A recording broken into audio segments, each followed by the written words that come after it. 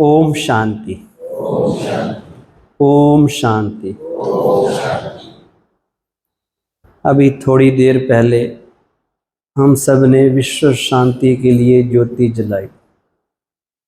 अब हम अपनी ज्योति भी जला लेते हैं।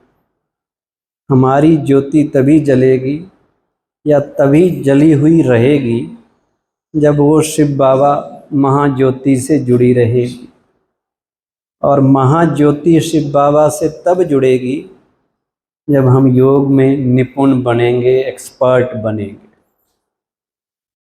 प्यारे बाबा के हर महावाक्य में यही बात, हर मुरली में इस बात के ऊपर फोकस किया जाता है कि योगी बनो, पवित्र बनो, योगी बनो। ठीक है, योग हमारी पढ़ाई का बड़ा इम्पोर्टेंट सब्जेक्ट भी है। अगर योग जीवन में नहीं है तो कुछ भी नहीं है इस ब्राह्मण जीवन में। और स्थापना के कार्य में बाबा ने ये भी कहा है, वही बच्चे सबसे ज़्यादा सहयोगी हैं जो योगी हैं। याद रखना, योगी ही सहयोगी है, वही मददगार हैं परमात्मा स्थापना के कार्य में, जो 8 घंटे शिव बाबा की याद में रहते हैं। सबसे ज़्यादा मददगार वही है। हम अपने से पूछें, हम कितनी देर रहते हैं? एक मुरली में बाबा ने ये भी कहा कि तुम्हारा मुख्य काम है ज्ञान सूर्य की किरणों के नीचे खड़े हो जाना, बाकी सारे काम तुम्हारे स्वतः हो जाएंगे। तो ब्राह्मण जीवन में हमारे पुरुषार्थ का मुख्य आधार योग पर है। इसलिए आज आपकी योग भट्टी भी रखी है। योग भट्टी में वैसे तो होना सवेरे से शाम तक योग ही चाहिए, पर योग लगता नहीं है, इसलिए क्लासेस करानी पड़ती है कि वो योग लगे कैसे, नहीं तो बोर होते रहेंगे। तो योग की इम्पोर्टेंस भी बताई जाती है भट्टी में कि हमारे जीवन में जो हार और जीत का प्रश्न है, माया के ऊपर हम जीत पाएंगे या हार, उसका सीधा सीधा संबंध योग के ऊपर है। हम इस जीवन में आगे बढ़ रहे हैं, हमारी आध्यात्मिक उन्नति हो रही है या नहीं हो रही, वो किसके ऊपर डिपेंड करता है? हमारी योग के ऊपर डिपेंड करता है। इसलिए शिव बाबा कहते हैं, निरंतर योगी बनो, हर घड़ी मुझे याद करो। क्योंकि अगर बाबा याद रहेगा तो कई फालतू के चक्रों से बच जाएंगे, व्यर्थ से बचे रहेंगे, और मन में पॉजिटिव एनर्जी बनी रहेगी। हम पूछें कि हम कितने योगी बने हैं? First and foremost we are yogi. बाकी जो कुछ है, बड़ा लंबा परिचय मेरा दे रहे थे, मैंने तो सोचा नाम ही बताएंगे, शायद उन्होंने पूरा बता दिया। ये हम कुछ भी नहीं है। अगर हम योगी नहीं हैं तो हम कुछ भी नहीं है। कितने बड़े टाइटल लगा लें, कितने बड़े दुनिया में पद पोस्ट ले लें, लेकिन भगवान की नज़र में वही श्रेष्ठ हैं जो योगी हैं। अगर हम इस बात के ऊपर ध्यान नहीं देते तो समझो हम अपने को अंधेरे में रख रहे हैं, हम अपने को खुद ही धोखा दे रहे हैं। और बाबा ने तो यहाँ तक कहा है कि तुम बैठकर 2 घंटे 4 घंटे बैठकर योग करने वाले योगी भी नहीं हो, तुम्हारा तो जीवन ही योग वाला है। तुम तो निरंतर योगी हो। तुम्हारा आहार, विचार, व्यवहार, उठना, बैठना, चलना कैसा होना चाहिए? योग वाला होना चाहिए। हम, क्योंकि हम हैं क्या? योगी। सोचो योगी कैसा होगा? एक ऋषि, एक राज योगी। जब मैं नया नया ज्ञान में आया, 9th क्लास में पढ़ता था, तो हमारी क्लास में एक बहुत बड़ा ऑफिसर आता था, चीफ मेडिकल ऑफिसर, पूरे डिस्ट्रिक्ट का हेल्थ का हेड। वो मुझे बड़े अच्छे अच्छे टाइटल देता था। बाबा के टाइटल तो मैंने बाद में सुने, पर वो जब भी मिलता था, अरे राज योगी, राज ऋषि, मैं बड़ा खुश होता था। ये अच्छा, यहाँ तो बड़ी अच्छी चीज़ बोलते हैं। अच्छे अच्छे टाइटल मिलते हैं, तो हम हैं ना राजयोगी। तो राजयोगी अगर नहीं है, योग लगता नहीं है। प्राय भाई बहनें यही शिकायत करते हैं कि योग में जो आनंद आना चाहिए, योग में जो अनुभव होने चाहिए, वो नहीं होते। योग हमारा लगता नहीं है। बैठते योग में हैं, चीज़ें कोई और याद आ जाती हैं, बुद्धि इधर उधर चली जाती है, भाग जाती है। क्यों? वो निरंतर याद जो रहनी चाहिए उसमें क्यों अंतर आ जाता है? इसका मतलब कहीं ना कहीं बुद्धि इधर उधर इतनी बिजी है, इतने व्यस्त हैं दूसरे कामों में, जो उतने इम्पोर्टेंट नहीं हैं जितना इम्पोर्टेंट योग है। लेकिन ये बात हमें समझ आए तो पहले तो रियलाइजेशन होनी चाहिए कि मैं अगर योग नहीं लगाता, योग में नहीं बैठता, तो मैं गलती कर रहा हूँ। योग अगर शिव बाबा से नहीं लगा है तो कहीं और लगा होगा। ये तो मन बुद्धि कहीं ना कहीं तो लगेगी ना। अगर बाबा से योग नहीं है तो इसका मतलब उस वक्त या तो मेरे काम धंधे से योग है, या कोई संबंधी याद आ रहा है उससे योग है, या कोई और बात याद आ रही है, कहीं ना कहीं तो योग लगा ही हुआ है। तो जब तक वहां से योग टूटेगा नहीं तो शिव बाबा से योग जुड़ेगा कैसे? पहले तो तोड़ना पड़ेगा ना, तोड़ेंगे तभी तो जुड़ेगा। हम लगे हुए हैं 24 घंटे 99 के चक्कर में बिजी हैं, कुछ ना कुछ इकट्ठा करने में, अपनी दुनिया में अपना लौकिक पद पोस्ट पोजीशन बढ़ाने में, उसी को ही सुख समझ लिया है, संसार का सुख। और योगी के लिए सुख कौन सा है? जो शिव बाबा की याद का सुख है। वो योग हमें सीखना है। बड़ी आसान डेफिनेशन बाबा ने योग की दी हुई है, लगन में मगन होना ही योग है। सिंपल सी, ऐसी लागी लगन मीरा हो जाए मगन। बस लगन अगर मन में आ जाए कि मुझे ये करना है, तीव्र इच्छा पैदा हो जाए मन में कि ये मुझे करना ही है, there is no other way, संस्कार परिवर्तन करने हैं, अपना व्यवहार को शुद्ध बनाना है, तो योग के अलावा कोई दूसरा चारा नहीं है। ये इच्छा मन में पैदा करनी है, तीव्र इच्छा, जिसे इंग्लिश में कहते हैं बर्निंग डिजायर। एक तो होती है चाहत, ऑर्डिनरी डिजायर, कि हो जाए तो भी ठीक, ना होए तो भी क्या फर्क पड़ता है।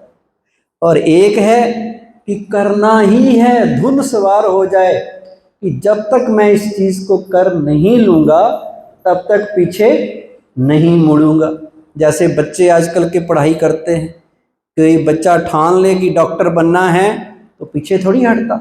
1 साल नीट का एग्जाम देता है, नहीं क्वालिफाई हुआ, फिर कोचिंग लेता है, रात दिन पढ़ता है, फिर दूसरी बार ट्राई करता है, फिर तीसरी बार भी करते हैं लोग कि बनना तो डॉक्टर है, नहीं तो कुछ नहीं बनना, और वो बन जाते हैं।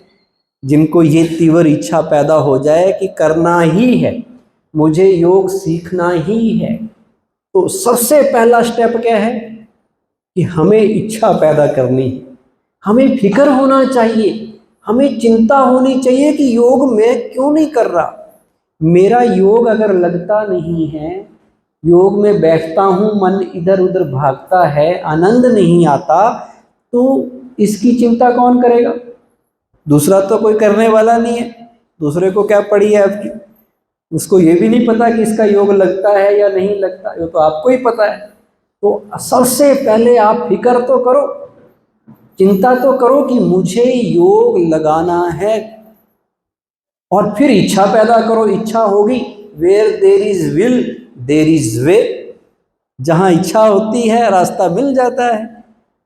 तो हमें लगन में मगन होना है। महाभारत का एग्जाम्पल लोग देते हैं, दुर्योधन को श्री कृष्ण ने समझाया कि ये गलत है, ये सही है, वो कहता जी मुझे भी पता है धर्म क्या है, अधर्म क्या है, पाप क्या है, पुण्य क्या है, सही क्या है, गलत क्या है, पर मेरी प्रॉब्लम ये है कि मेरी इच्छा ही नहीं होती कि मैं धर्म पे चलूं। मुझे लगता ही नहीं कि मुझे पाप पुण्य पाप नहीं करने चाहिए। अभी भाई इच्छा ही पैदा ना हो तो फिर तो बहुत बड़ी प्रॉब्लम है। तो आप तो वो सब हैं जो इच्छा रख के आए हैं, तभी तो भट्टी में आए कि हम योगी बन जाएं, बाबा के पक्के बच्चे बन जाएं, वही इच्छा है ना। तो पहली योग के लिए चीज है वो है लगन। दूसरा है मगन होना। अब मगन होने का मतलब है उसके प्यार में लीन हो जाना, लव में लीन हो जाना। बाबा ने कहा हुआ है स्नेह में समा जाना ही योग है। परमात्मा प्यार का भूखा है, पैसे का नहीं है कि पैसे दे दिए तो खुश हो जाएगा। वो प्यार से चलता है। और योग का मतलब ही है लव लव लव। परमात्मा से प्यार करो। जिसने प्यार करना सीख लिया वही तो योग है। तो वो लव में लीन होना योग है। हमारे योग का अनुभव ऐसा हो कि दिल करे, दिल से आवाज आए, पाना था सो पा लिया, आनंद आ गया, आज तो मजा आ गया, खुशी मिल गई। अगर ऐसा अनुभव हमें होता है तो समझो हमारा योग लग रहा है। नहीं, वो नहीं हो रहा तो हम खाली के खाली। जैसे पहले दिन आए थे, 10 साल हो गए, अभी भी खाली है। ना 10 साल पहले योग लगा था, ना अब लग रहा है। और अपने से एक चीज पूछे, पहले दिन जब हम यहाँ आए थे किस लिए आए थे? योगी बनने के लिए आए थे ना, मेडिटेशन सीखनी है, योग करना है, वही तो अट्रैक्शन था। अब हम पूछें कि इतने साल हो गए, अब उस स्टेज में कहाँ तक पहुंचे हैं? ऐसा तो नहीं आए थे हरि भजन को, होटल लगे कपास, किसी और ही काम में बिजी हो गए, जो मेन काम था वो छोड़ दिया। अब जो दुनिया में दौड़ लगी थी ऐसे यहाँ भी दौड़ लग गई, यहाँ भी उलझ गए। अब उलझाती तो है माया, वो तो उलझाएगी, पर हमने उलझना नहीं है। हमने इस बात को पक्का कर लेना है कि कुछ भी हो जाए मुझे अपनी योग की stage day by day improve करते जाना है। हो सकता है, सिंपल सी बात है। आज दुनिया के हालात बड़े सामान्य हैं, सब कुछ अच्छा चल रहा है तकरीबन। कोरोना में गड़बड़ हो गई थी तो थोड़े डर गए थे, अब फिर ठीक हो गए। आज ही अगर हमारा योग नहीं लग रहा, सोचिए आप, खाना मिल रहा है बढ़िया, पंखे चले हुए हैं, एसी भी चले हैं घरों में, कारें चल रही है, सब चीजें आराम से हैं, तो आज ही मन कंसंट्रेट नहीं हो रहा, तो जब विनाश काल होगा जिसके लिए बाबा ने कहा अंतमति सो गति, उस वक्त हमारी स्टेज क्या होगी?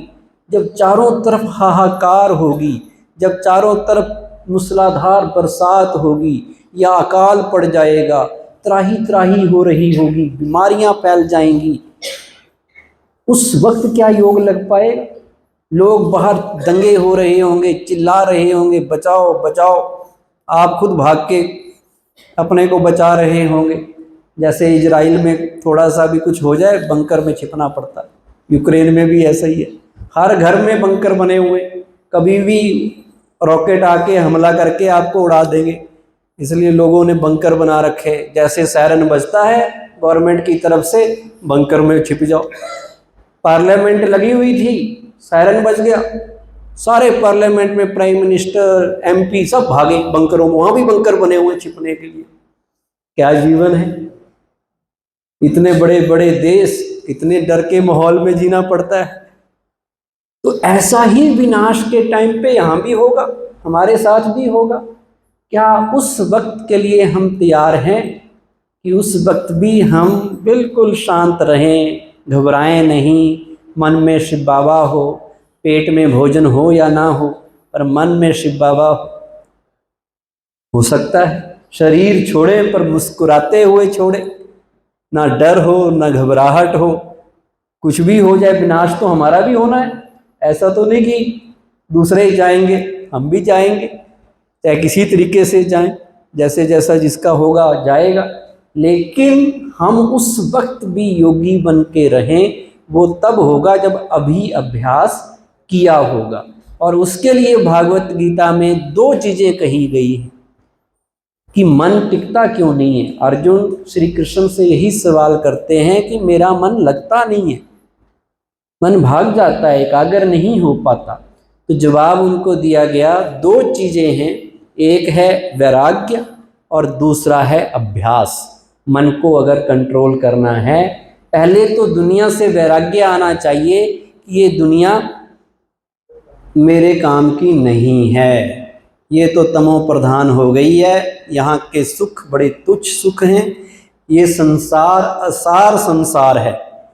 जब तक आपका मन पुरानी दुनिया से खट्टा नहीं होगा, जब तक आपका दिल यहाँ से उठेगा नहीं, बाबा कहता लंगर उठेगा नहीं तो आपका उधर जुड़ेगा नहीं। जब तक आप यही सोच रहे हो कि यही महल माड़ियाँ सब बना लें, सारे सुख ले लें, सारी चीज़ों में घूम लें, कोई भी तरह का अट्रैक्शन हो सकता है जो माया के अट्रैक्शन है, तो बाबा के साथ मन लगेगा कहाँ। योगी वही बन सकता है जिसके जीवन में वैराग्य हो। इंग्लिश में वैराग्य को कहते हैं डिसइंटरेस्ट। मेरा इंटरेस्ट ही नहीं है, जाओ भाई, कोई कहे ना कि आप ये कर लोगे, अरे जी मेरा कोई इंटरेस्ट ही नहीं है इस चीज़ में, हमें कहे कोई कि फिल्म देख लो जी, बड़ी अच्छी फिल्म आई है, हम कहेंगे हमारे किस काम की। तो वो हो गया वैराग्य कि दुनिया का कोई प्रलोभन हमें आकर्षित ना कर सके। दूसरा है अभ्यास। अभ्यास मतलब practice makes a man be perfect. जो व्यक्ति अभ्यास करता है, लगा रहता है, छोड़ता नहीं है, वो एक ना एक दिन मंजिल को प्राप्त कर लेता है। करत करत अभ्यास के क्या कहते हैं, जड़मती होत सुजान। अभ्यास कर करके किसी भी चीज को पाया जा सकता है। आज योग नहीं लगा कोई बात नहीं, कल लग जाएगा, छोड़ना तो नहीं ना, कल नहीं लगा परसों लग जाएगा, पर बैठना जरूर है। नए नए लोग कोर्स करते हैं, सोचते हैं पहले दिन ही लग जाए शायद, तो हम उनको बताते हैं भाई ये लंबी जर्नी है, आप कोशिश करो, थोड़ा थोड़ा करते जाओ, छोड़ना नहीं है। क्या कहते, दिल शिकस्त नहीं होना है कि नहीं लग रहा, करते रहोगे करते रहोगे करते रहोगे तो एक ना एक दिन लगेगा। तो ये अभ्यास की बात है।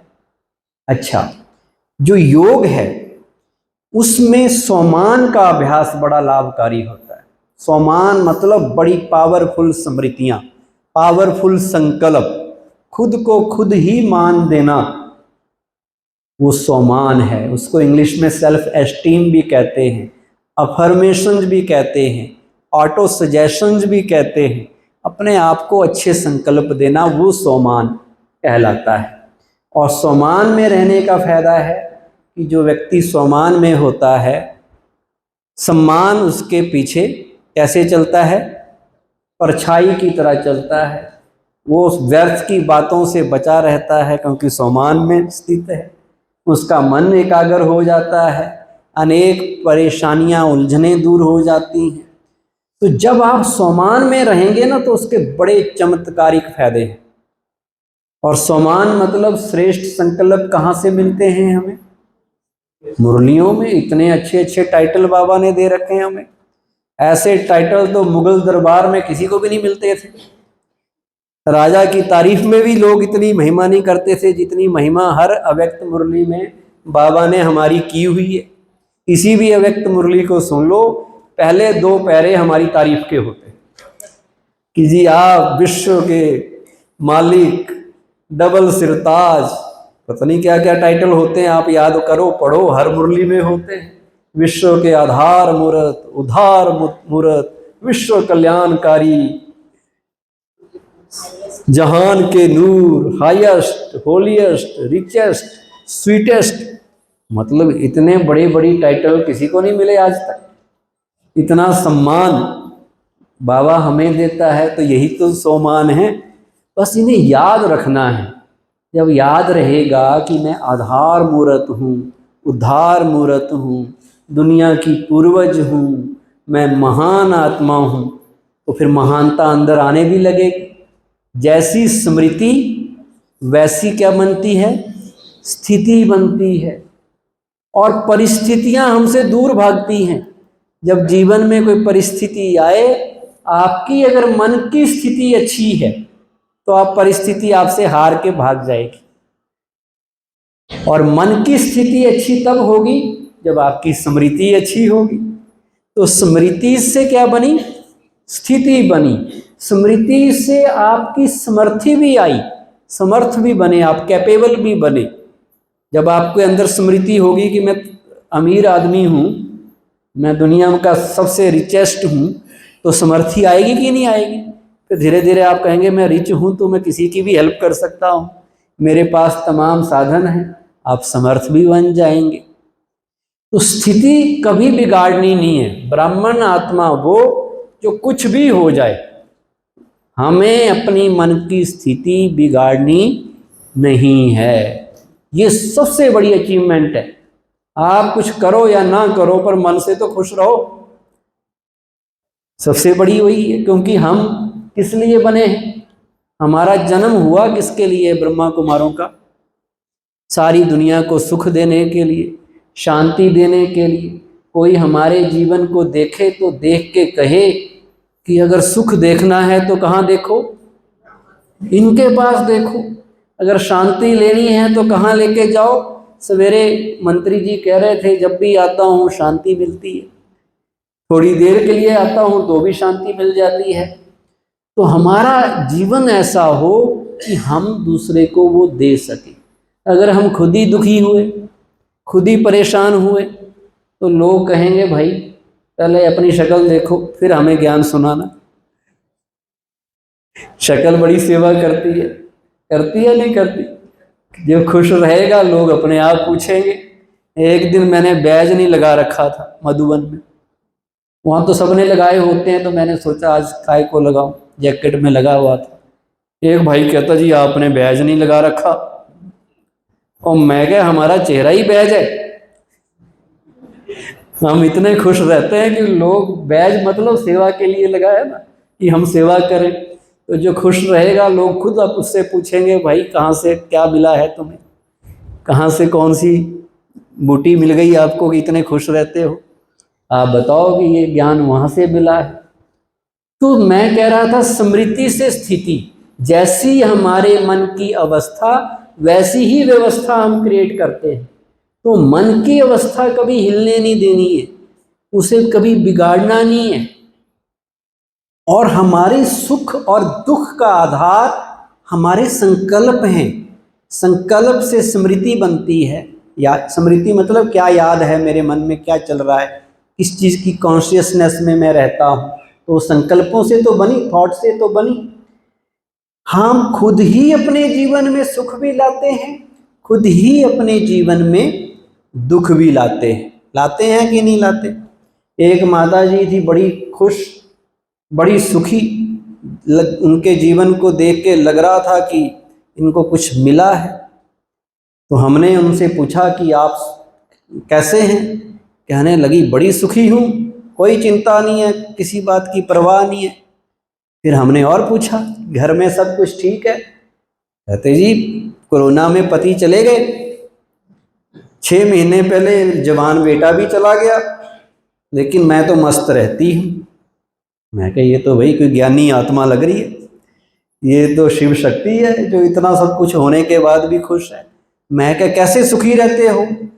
कहती जी मैंने सोच रखा है इनका पार्ट इतना ही था, पूरा हो गया, अब चले गए, जितना था पूरा हो गया। तो किस आधार पे सुख की महसूसता हुई? केवल एक अच्छा थॉट, एक अच्छा विचार। और एक और माता थी, वो 75 इयर्स की थी, वो परेशान थी, डिप्रेशन में थी, दुखी थी। मैं क्या माता जी क्या हुआ? कहने लगी मेरे पति चले गए, वो 80 साल के थे, अब मैं अकेली हो गई हूँ, मेरा दिल नहीं लगता। मैं क्या बच्चे तो हैं? कहती बच्चे तो हैं पर वो तो चले गए। अब वो दुखी क्यों? क्योंकि उसे लग रहा है कि पति क्यों चला गया। अब अगर वो ये संकल्प ले आती कि ना साथ आए हैं इकट्ठे, ना इकट्ठे जाना है, किसी ने पहले जाना है, किसी ने बाद में जाना है, अब 80 साल के हो गए तो जाने का टाइम ही है, कोई 80 में जाएगा, कोई 90 में जाएगा, कोई बड़ी बात नहीं है। तो दुखी बच्चों से दिल लगा लेती, पर नहीं, तो संकल्प ही सुख या दुख देते हैं। अपने जीवन को स्वर्ग बनाना है या नरक बनाना है, किसके ऊपर आधारित है? हमारे संकल्पों पे, हमारी स्मृतियों में। और वो श्रेष्ठ स्मृतियां हैं हमारे स्वमान। जैसा जैसा स्वमान, जैसा जैसा पावरफुल थॉट हम मन में लाएंगे, वैसा ही स्वरूप होता जाएगा। मान लो आप संकल्प लाएं कि मैं माया जीत हूं, तो क्या होगा? माया के ऊपर जीत पाने की शक्ति आपके अंदर आ जाएगी। आप इस स्वमान में टिक गए, मैं मास्टर सर्वशक्तिवान हूं, तो उससे क्या होगा? आपके अंदर अनेक सोई हुई शक्तियां जागने लगेंगी और आप निर्भय बनेंगे। हिम्मत आपकी बढ़ेगी, क्योंकि मैं तो शक्तिवान हूं। जैसे टीवी पे आता था ना सीरियल शक्तिवान, तो बच्चे उसकी एक्टिंग करके घूमते रहते थे, हम भी शक्तिवान हैं। उछलांग लगा देता था ऊपर से, कईयों ने लगा दी और हड्डियां टूट गई। पर फीलिंग तो आई जाती है ना शक्तिवान कहते हुए। या जैसे हम जब छोटे थे तो रामायण आता था, आप लोगों को याद हो, तो रामायण आता था तो हनुमान भी आता था, जोर से बोलता था जय श्री राम। हम छोटे बच्चे थे, हम भी सीरियल देखने के बाद हनुमान बन के घूमते थे, जय श्री राम बोल के अपने में एनर्जी आ जाती थी। तो जैसा आप बोलेंगे, जिस सोमान में टिकेंगे, वैसा ही तो होगा। आपने सोच लिया मैं मास्टर सर्वशक्तिवान, तो क्या होगा? सारी शक्तियां आने लग जाएंगी। पर दिल से सोचना है, रटना नहीं है। रट के कुछ नहीं होगा। रटते रहो तो फीलिंग जब तक नहीं होगी और जब तक आप समझेंगे नहीं, स्वीकार नहीं करेंगे दिल से कि मैं शक्तिवान हूं, तब तक नहीं आएंगे। मैं विजयी रतन हूं, तो माया पर जीत पाने, कमजोरियों के ऊपर जीत पाने की शक्ति आ जाएगी। मैं परम पवित्र आत्मा हूं, तो प्योरिटी का लेवल बढ़ने लग जाएगा। बढ़ेगा या नहीं बढ़ेगा? ये संकल्पों की पावर है। पर असल में पावर लानी है, बाहर बाहर वाली पावर नहीं। कई लोग रटते तो रहते हैं मैं मास्टर सर्वशक्तिवान, पर रटते रहते हैं, असल में होते नहीं। और जैसे ही कोई परिस्थिति आई तो घबरा के बैठ गए। ऐसे हर रोज मास्टर सर्वशक्तिवान कह रहे थे, अब क्या हुआ?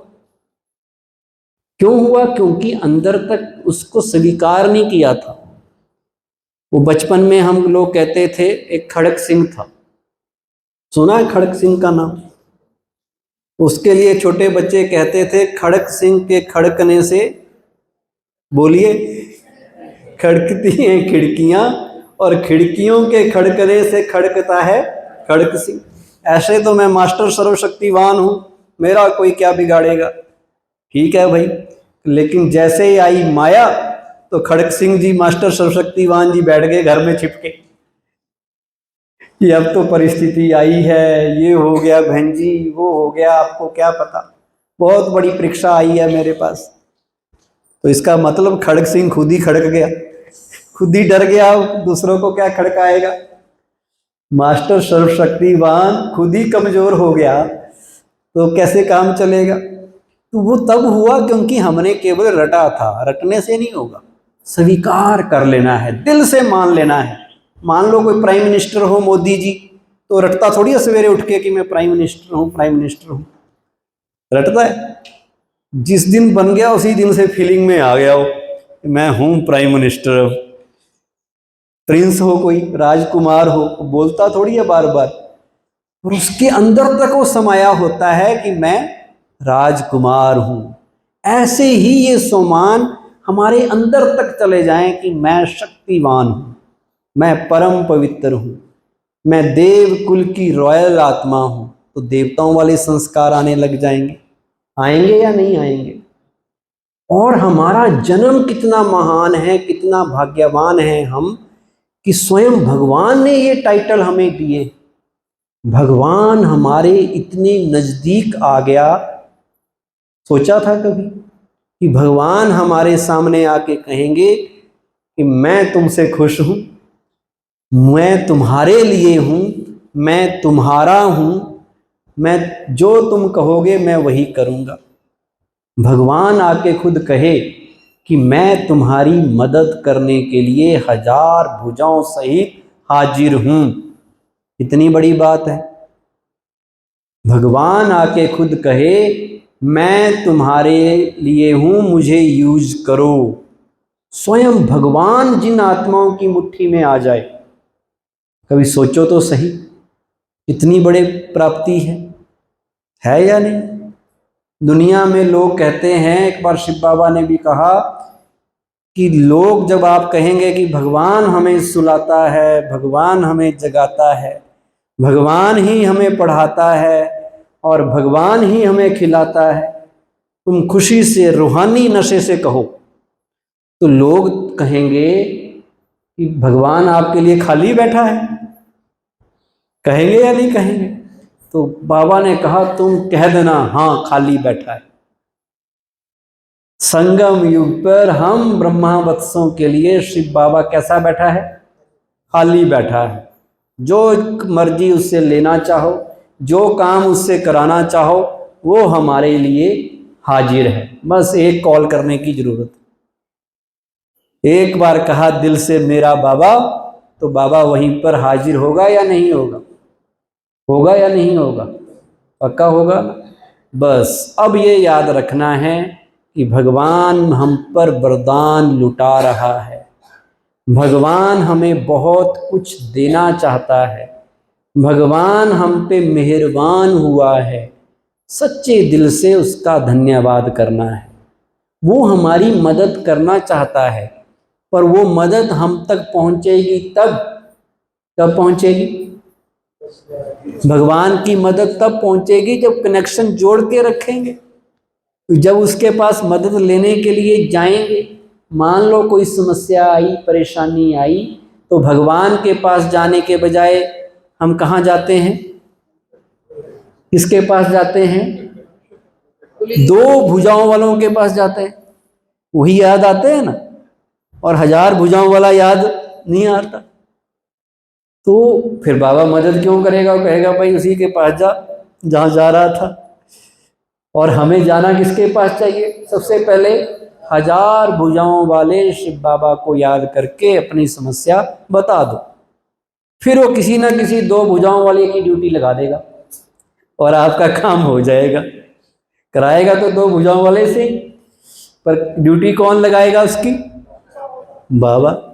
तो बाबा से इतना नजदीक का रिलेशन हो कि हर दिल की बात बाबा को हम कह सकें, उसके वरदानों को, उसके एहसानों को हम याद करें, उससे हो रही प्राप्तियों को हम पहचाने, उसके प्यार में हम मगन हो जाएं और उसे प्यार और अधिकार की डोरी में बांध दें। कर सकते हैं या नहीं कर सकते? तो ये सोमान है। एक सोमान है मैं महान आत्मा हूं। किस किस को यकीन होता है कि हम महान हैं? हाथ खड़ा करो। जो नहीं खड़ा कर रहे उनको यकीन नहीं है कि हम महान आत्मा हैं? सब कर रहे हैं ना। देखो आप कैसे महान हैं। दुनिया में जो भगवान को जानते तक नहीं, पहचानते तक नहीं, वो तो टाइटल में लगाते हैं महान आत्मा मतलब महात्मा। और जो 10-15 बार भगवान से मिल लिए, हर रोज भगवान के महावाक्य सुनते हैं, 24 घंटे उसे याद करते हैं, तो वो महान हुए या नहीं हुए? हुए ना हुए। और किसने महान कहा हमें?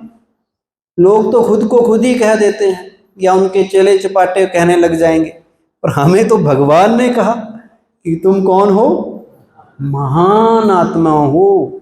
और जैसे ही उसने हमें महान कहा और हमने अगर उसे स्वीकार कर लिया, तो हमारे अंदर महानताएं जागृत होने लग जाएंगी, हम महान बनने लग जाएंगे। हमारे संकल्प, बोल, कर्म, व्यवहार धीरे धीरे महान होने लग जाएगा। क्योंकि जैसा हम सोचते हैं वैसा हम बनते हैं। सोच से ही जीवन बनता है। हम लोगों को भी बताते हैं, नए लोगों को, as you think so shall you become. इसलिए क्या सोचना है? मैं महान आत्मा हूं, देव कुल की महान आत्मा हूं। ये योग में आपको काम आएंगे। योग का मतलब है एक संकल्प में स्थित हो जाओ थोड़ी देर के लिए कि मैं देव कुल की महान आत्मा हूं, मेरी हर चीज महान है, महान संकल्प हैं, उठना बैठना सब महान, चलना फिरना। टिक जाओ उस सोमान में, हमारा योग अपने आप लग जाएगा। लगेगा या नहीं लगेगा? चलो 1-2 मिनट योग का अभ्यास करते हैं। अलर्ट होके एक्टिव होके बैठ जाएं सभी, और अपने आप को इस शरीर से अलग चमकती हुई आत्मा मस्तक सिंहासन पर देखें।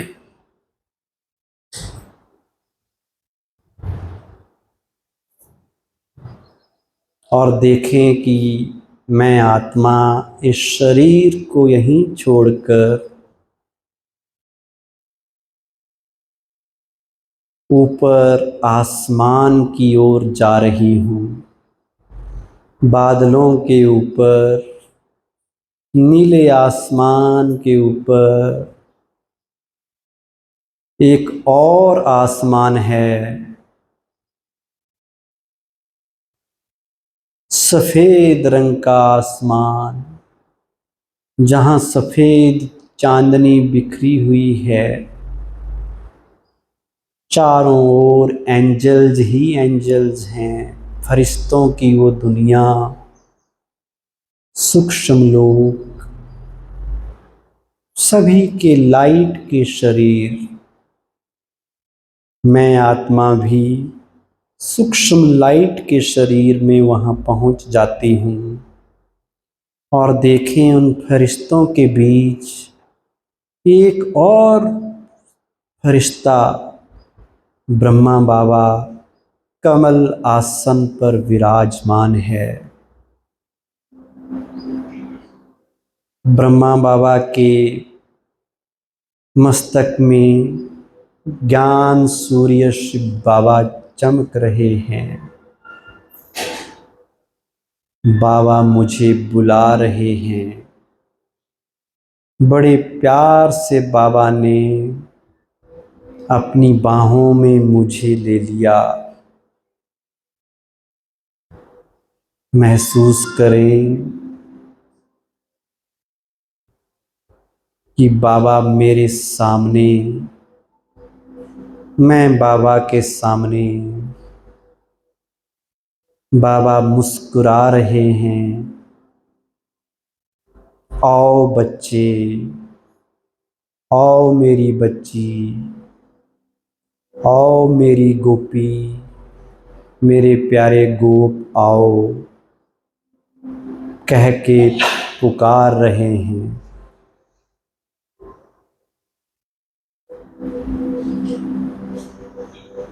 बाबा की दृष्टि बहुत पावरफुल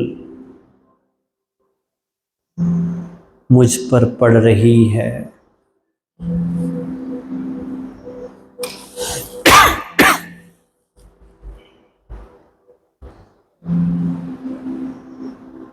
बाबा मुझे नजर से निहाल कर रहे हैं।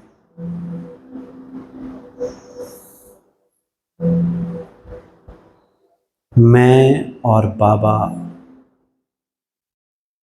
बस दिल कर रहा है ऐसे प्यार के सागर में मैं आत्मा सदा समाई रहूं। सदा ये दृष्टि बाबा की मुझ पर पड़ती रहे। अब बाबा मुझे कुछ कह रहे हैं। बाबा मुझे याद दिला रहे हैं मेरे सोमान कि बच्चे, तुम एक महान आत्मा हो। फील करें, अपने आप को इस गुड फीलिंग में ले आएं कि मैं महान हूँ। करोड़ों आत्माओं में से शिव बाबा ने मुझे सिलेक्ट किया है सतयुग बनाने के लिए, सत धर्म की स्थापना करने के लिए। अब बाबा कह रहे हैं, बच्चे तुम माया जीत हो, तुमने अनगिनत बार माया पर जीत पहनी है। कलप कलप के तुम ही तो विजयी हो, विजयी रतन हो।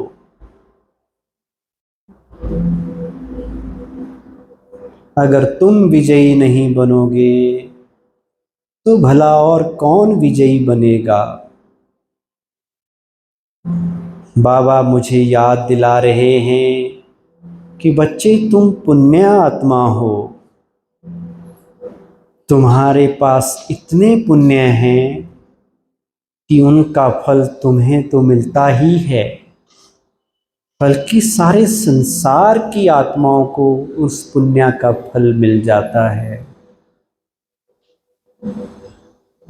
अब बाबा मुझे ये सुंदर विचार दे रहे हैं कि तुम जहान के नूर हो।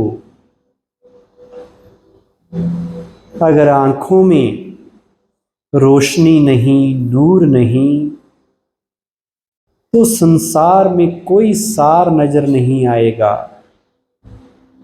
उसी तरह तुम जहान के नूर हो, तुम्हारे बिना ये संसार वीरान हो जाए। तुम शक्तिशाली आत्मा हो। बाबा कह रहे हैं, तुम संसार में सबसे पावरफुल, तुम ग्रह नक्षत्रों से भी ज्यादा बलवान, माया से कई गुना शक्तिशाली आत्मा हो। टिक जाएं इस स्मृति में।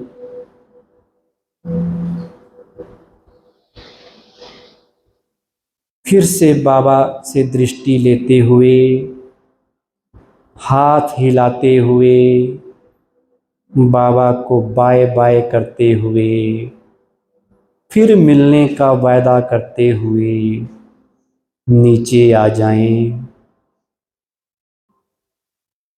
ओम शांति।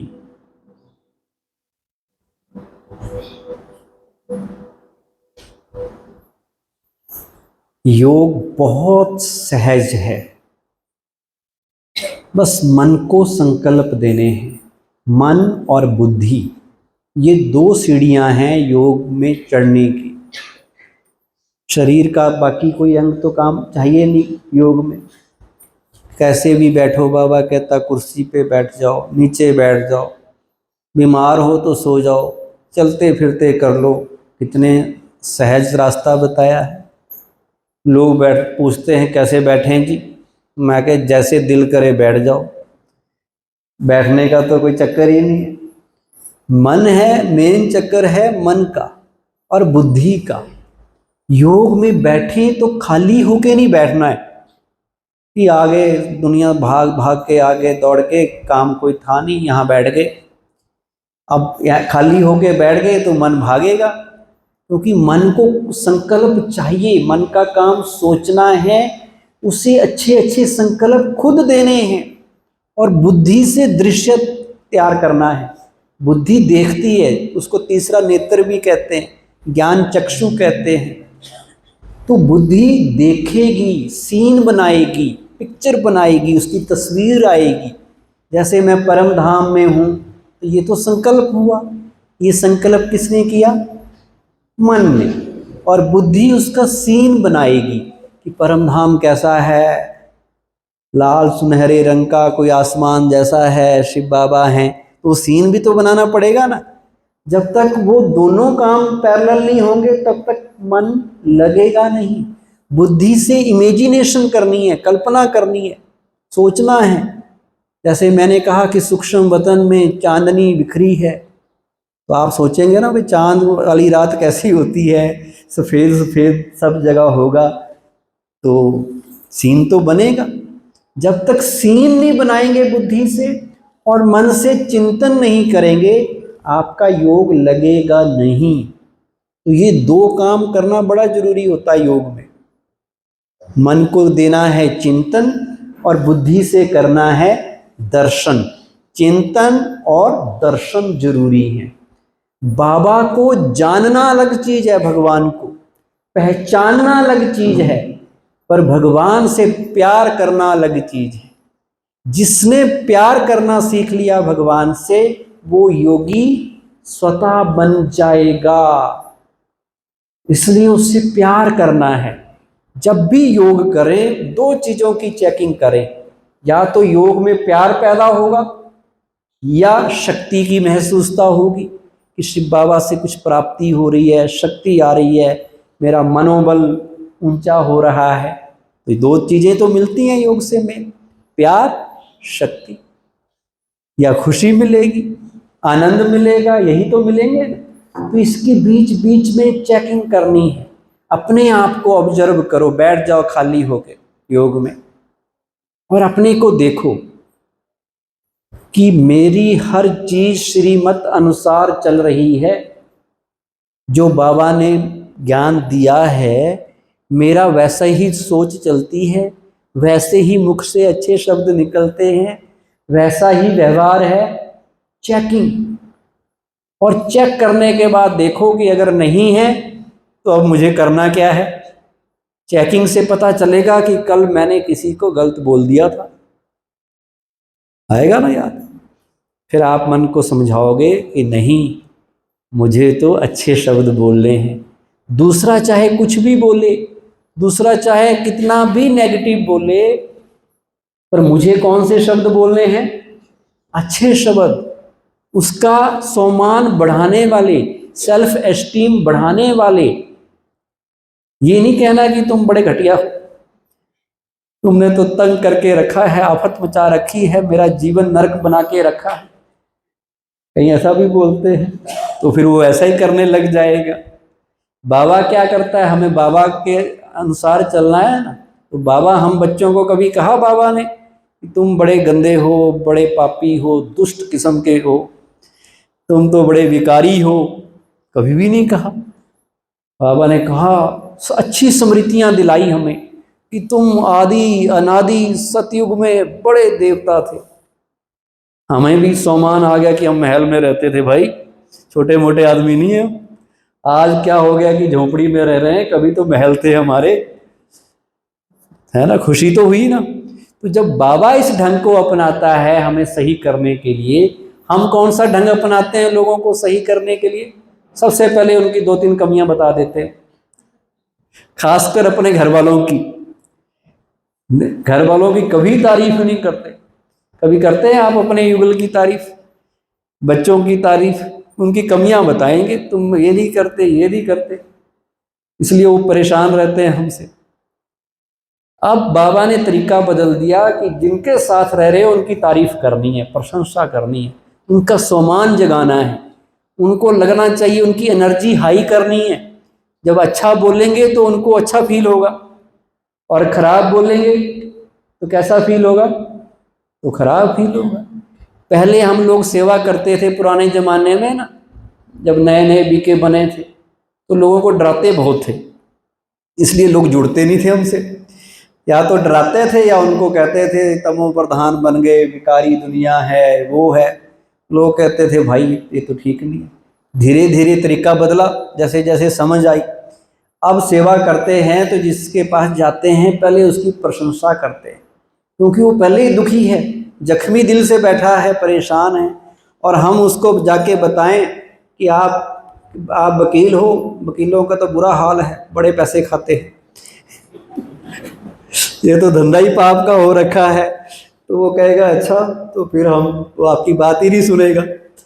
उनको उनके अच्छे गुण बता के, उनका सम्मान जगा के, फिर वो कंफर्टेबल फील करेगा। तो अब हम वही तरीका अपनाते हैं, सबको बुलाते हैं, सबकी उनकी अच्छाइयाँ उनको बताते हैं। तो जब अच्छाई बताते हैं तो वो हमसे जुड़ना पसंद करते हैं, तो वो हमारे से नज़दीक आते हैं। नज़दीक आएंगे तभी तो ज्ञान सुनेंगे।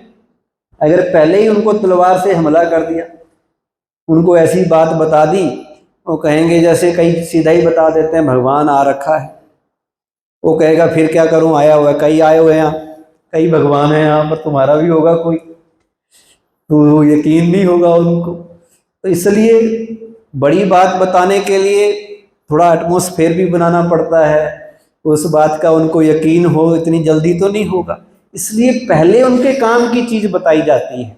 अच्छा डॉक्टर वो जो बीमारी का हल इलाज करे, बीमारी के बजाय कुछ और ही बताता रहे तो क्या मतलब हुआ।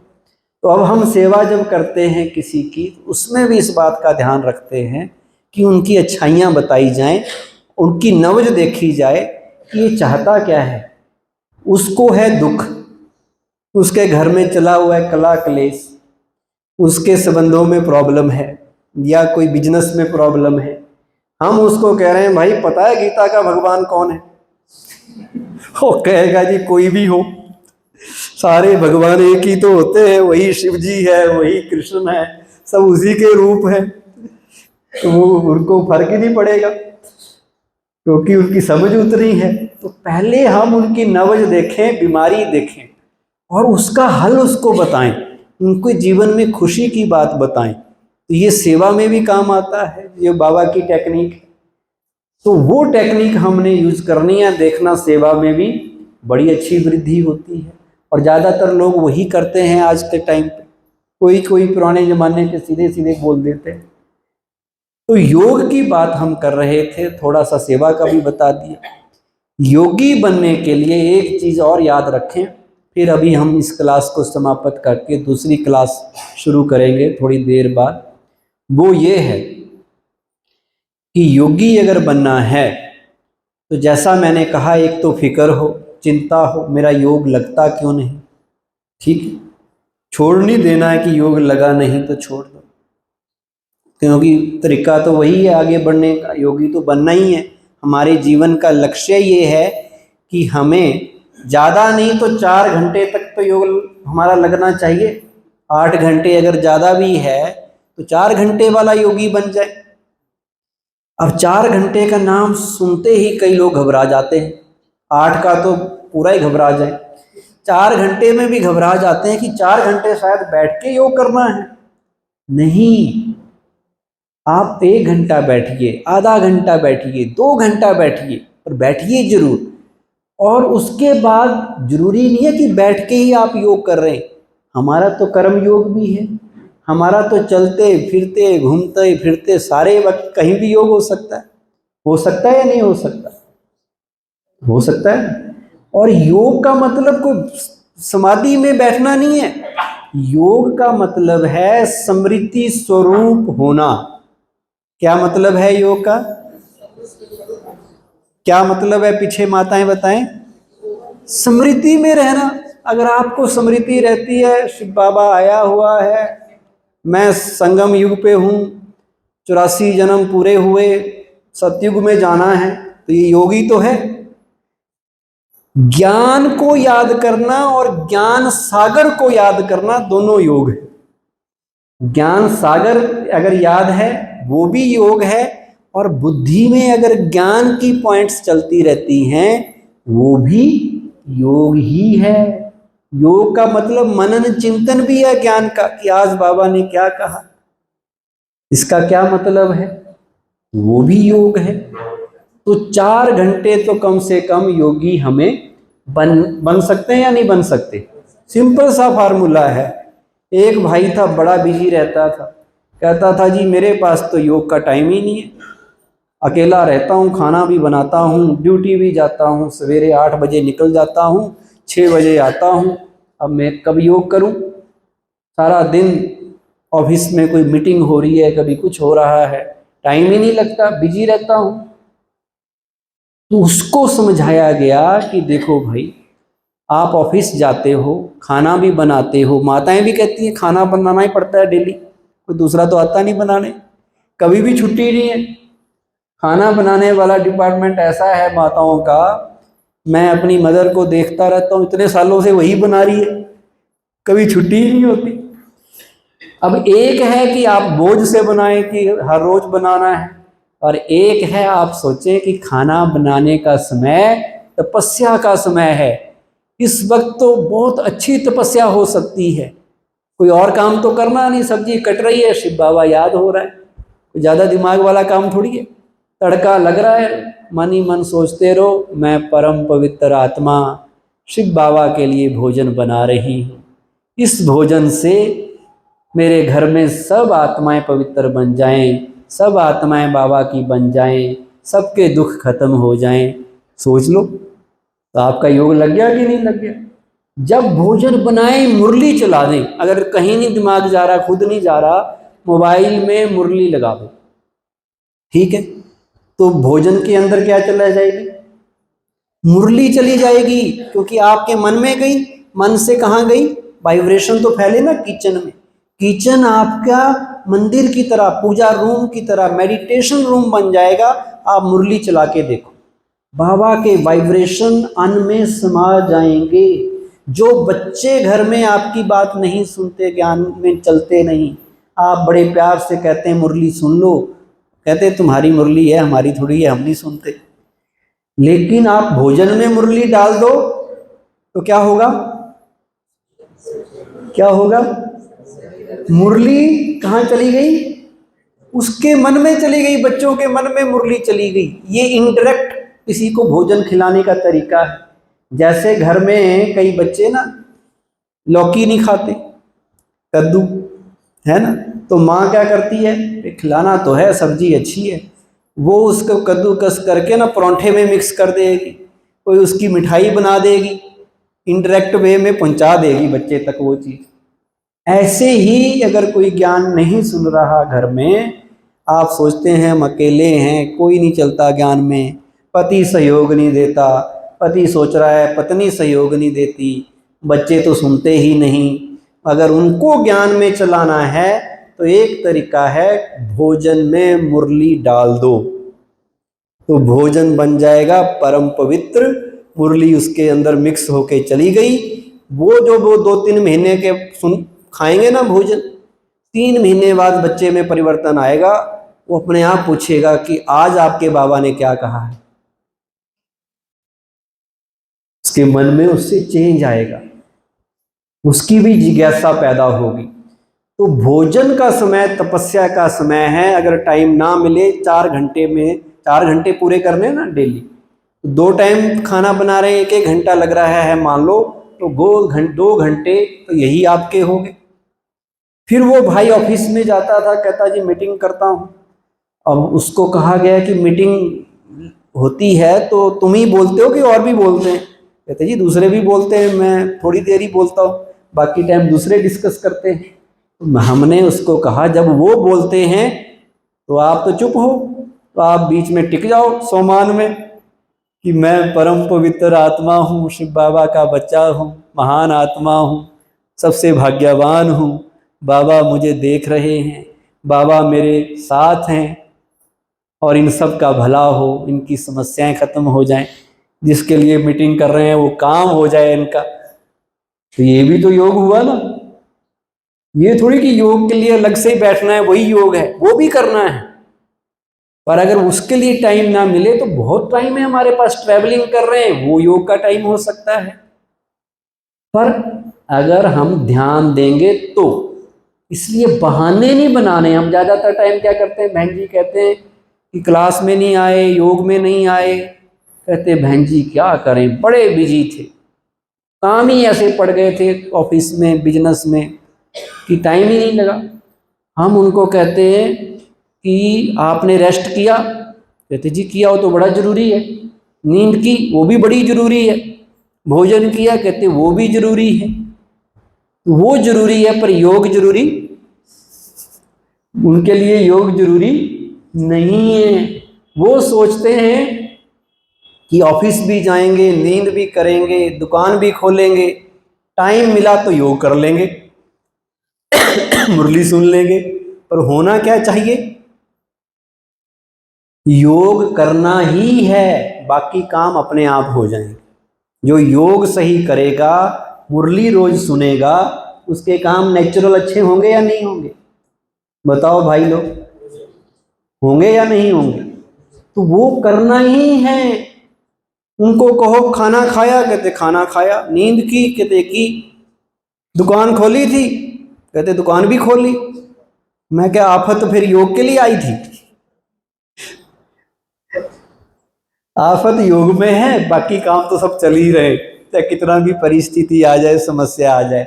और होना ये चाहिए कि योग हमारे लिए प्राइमरी है। योग, ज्ञान, पढ़ाई और हमारा ये जीवन, क्योंकि जन्म जन्म का भाग्य बन रहा है, याद रखना। कल्प कल्प की नूंद हो रही है। एक बार जो बनेंगे, हर कल्प वही बनेंगे।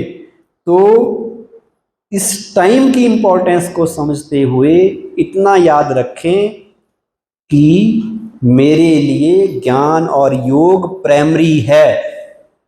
मैं बाकी चीजों से कंप्रोमाइज कर सकता हूं, पर ज्ञान योग से कंप्रोमाइज मुझे नहीं करना है, क्योंकि मुझे राजा बनना है, प्रजा नहीं बनना। प्रजा नहीं बननी है। दूसरे को देखना भी नहीं है कि दूसरा नहीं कर रहा तो मैं भी ना करूं। दूसरे ने पता नहीं क्या बनना, आपने तो राजा बनना है ना। उसने हो सकता है वहां प्रजा ही बननी हो, तो वो तो फिर क्यों करेगा। पर जिसने राजा बनना है, अष्ट रत्नों में आना है, बाबा कहते ऐसा पुरुषार्थ करो जो महारथियों की लाइन में नंबर ले सको। तो कौन कौन महारथियों की लाइन में नंबर लेना चाहते हैं? हाथ खड़ा करो। देखो, महारथी सबने बनना है, सब अष्टरत्नों में आना चाहते हैं, अष्टरत्नों में भी आना है। पर पुरुषार्थ भी तो करना पड़ेगा, तभी तो आ सकेंगे, तभी तो प्राप्ति होगी। तो अब 10 मिनट के लिए आराम से आप बैठ जाओ, एक संकल्प के साथ। एक संकल्प कोई भी ले लो जो आपको अच्छा लगे।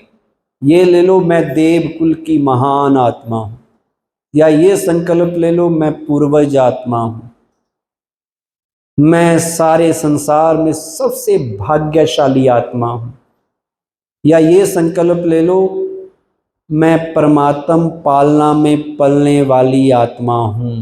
स्वयं परमात्मा बाप बनके मेरी पालना कर रहे हैं, टीचर बनकर मुझे पढ़ा रहे हैं और सतगुरु के रूप में मुझे वरदान दे रहे हैं।